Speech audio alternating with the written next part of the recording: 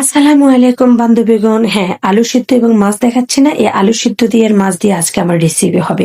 আজকে আমি মাছ ভেজে, রুই মাছ ভেজে ওটা দিয়ে আলু ঘাটি করব। সেজন্য আগে আলুগুলো সিদ্ধ করে নিয়েছি, তারপরে মাছগুলো তেলের উপর ভাজতেছি। তেলের উপর মাছগুলো সরিষার তেলের মধ্যে ভাজতেছি মাছটা। ওখানে ভাজা হচ্ছে, এই পাশে আমি আলুগুলো ছিলে নিচ্ছি। আলুগুলো ছিলে নিয়ে পরিষ্কার করে একেবারে আরেকটা পাত্রে ভালো করে মুথে নেব। সেজন্য আমি আলুগুলো ভালো করে ছিলে নিচ্ছি।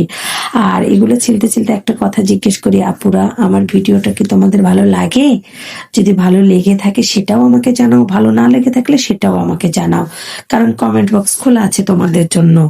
আর আমি বলবো, ভিডিও না দেখে শুধু শুধু আগে ভাগে কমেন্ট করবা না, আগে সম্পূর্ণ ভিডিও দেখো, দেখে তারপর একটা সুন্দর গঠনমূলক কমেন্ট করে দাও। তারপরে যায়া আমি তোমাদের বাড়িতে যাই দেখা করে আসবো। আচ্ছা, যাই হোক, আমার এখানে আলু ছেলা হয়ে গেছে, এই পাকে আমি মাছগুলো উলট পালট করে নিচ্ছি। মাছগুলো উলট পালট করে নিয়ে মাছগুলো উঠতেছে না, সাথে একটু লবণ দিলাম যেন তাড়াতাড়ি উঠে যায়। ভাজতে দিছি তো হচ্ছে না, হয়তো পাতিলটা ভালোভাবে গরম হয়নি আগে, নাহলে যে কোনো একটা কারণে যাই হোক বেজে যাচ্ছে। তো যাই হোক, আপুরা কে কে আলু ঘাটি পছন্দ করো মাছ দিয়ে সেটা কিন্তু জানাতে ভুলবা না কিন্তু, আমি আগেই বলে রাখতেছি। এবং আমাদের যদি ভিডিওগুলো তোমাদের খারাপ লেগে থাকে সেটা কিন্তু জানাবো, তবে সম্পূর্ণ ভিডিও দেখার পরে। তো যাই হোক, এখানে আমার ভাজি হচ্ছে, ওই পাশে আমি অন্য সরঞ্জামগুলো রেডি করতেছি। আসলে আমি বাহিরে রান্না আগে করতাম না, এখন আমি একটু বাহিরে রান্না করি।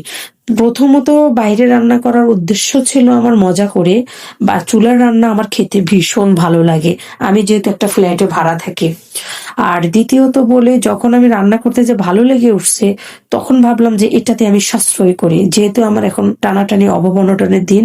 তো সেজন্য আমি গ্যাস বাঁচানোর জন্যই মূলত এই মাছটা মানে রান্নাগুলো এখানে করতে আসি। তা যাই হোক, আমার মাছ ভাজা শুরু হয়ে গেছে, এবারে আমি আলু ঘাটি তুলে দেওয়ার পালা। সেখানে আমি পেঁয়াজ আর কাঁচামরিচ, এলাচ, দারচিনি দিয়ে আমি ভালো করে ভেজে নিচ্ছি। একটু একটু হালকা স্মেল বের হলে তারপরে যে আমি মশলা অ্যাড করব, তার আগে আমি এগুলো একটু ভেজে নিচ্ছি। ভেজে নেওয়ার পর একটু পানি দিয়ে দিলাম। একটু বেশি ভাজা হয়ে গেল, তাই না আপু? যাই হোক, পানি নিয়ে নিয়ে ওখানে টমেটো আর বাকি মশলাপাতি যেগুলো ছিল সব কিন্তু একসাথে আমি দিয়ে দিয়েছি। দিয়ে দিয়ে আমি ওখানে আলু দিয়ে দিয়েছি, মানে এখানে এগুলোর মাঝে কষানো হবে। আলু যখন দিয়ে দিয়েছি, আলু, টমেটো, মশলা, এলাচ, দারচিনি সব নিয়ে আমি কষাইতেছি। আসলে এই রান্নাটা নোয়াখালীর মানুষ পছন্দ করে না, এটা বগুড়ার মানুষ পছন্দ করে, বা এটা বগুড়ার ঐতিহ্যবাহী খাবার। তো আমি আসলে অত ভালো করে পারি না, আমি ওদের মতো অত সুন্দরভাবে পারি না। সেজন্য আপু, আপনারা আমাকে ক্ষমা দৃষ্টিতে দেখবেন, মার্জনা করবেন। আমি আপনাদের মতো হয়তো পারি না, কিন্তু চেষ্টা করি। আমি আমার মতো করে কোনো রকম রান্না করে খাই। আমি আসলে অত ভালো রান্না করতে পারি না, কিন্তু তারপরেও বানাচ্ছি, যেহেতু আজকে আমার বর এটা খেতে চেয়েছে তাই রেডি করতেছে।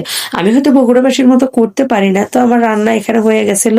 তারপর পানি দিয়েছিলাম, গরম পানি দিয়ে বলক ওঠার পরে আমি ধনেপাতা দিয়ে দিছি। তার আগে আমি মাছ দিয়ে দিয়েছিলাম, হয়তো আপনারা খেয়াল করছেন, আমি আবার কথার তালে ভুলে গেছিলাম। যাই হোক, ধনেপাতা দিয়ে এখানে আবার একটু জিরার গুঁড়া দিলাম। জিরার গুঁড়া দিলে হয় কি, খাবারের টেস্টটা একটু ভিন্ন রকম লাগে, মানে একটু ভালো লাগে। তো যাই হোক, সেটা করে আমি তরকারিটা নামিয়ে ফেললাম। নামিয়ে নিয়ে আমি অন্য একটা পাত্রে তরকারিটা ঢেলে নিলাম। ঢেলে নিয়ে আমি এখানে আরেকটা তরকারি বসাই দেবো। এখানে রান্না হবে আমার শুটকি দিয়ে, কাঁচা টমেটো দিয়ে। সেজন্য আমি এখানে পেঁয়াজ, রসুন, কাঁচামরিচ সব একসাথে দিয়ে দিছি ভাজার জন্য।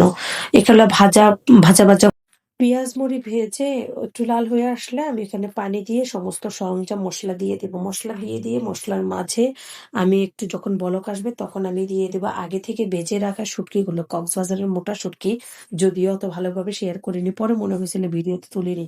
সেই শুটকি এখানে ভেজে শুটকির মাঝে একটু যখন কষা কষা হবে, একটু পানি দিয়ে তার সাথে দিয়ে দেবো আমার ওই যে কাঁচা কেটে রাখা কাঁচা টমেটো গুলা। আসলে কাঁচা টমেটো গুলা এই শুটকি দিয়ে খেতে আসলে আমার কাছে খুব একটা বেশি ভালো লাগে তা না, মোটামুটি ভালো লাগে, কিন্তু আমার পরিবার পছন্দ করে তাই রান্না করতেছি। তো সেখানে যখন দেখতেছি যে নাড়াচাড়া করে শুটকিটা একটা স্মেল বের হয়ে গেছে, তখন এটা মানে আর একটু নাড়তে আসি, নাড়াচাড়া করে করে করে করে পরে ওখানে আর কি টমেটোটা দিয়ে দেবো। টমেটো যখন অ্যাড করে দেবো তখন এখানে স্বাদটা দ্বিগুণ হয়ে যাবে, কিন্তু মানে প্রথমত তো বোঝা যায় না। তো যাই হোক, এটা টমেটো দিয়ে দিলাম। টমেটো দিয়ে দেওয়ার পরে কষাইতে আসি, এবার তো পানি এমনি দ্বিগুণ বের হবে। এরগুলো কষাই টষাই নিয়ে এখানে পানি দিয়ে আসলে মানে ধনেপাতা যখন দেব, এত মজা লাগে এটা, আমার কাছে মোটামুটি খারাপ না, ভালোই লাগে। একদম ভালো লাগে সেটা বলবো না। কিন্তু মোটামুটি খারাপ না, ভালোই লাগে।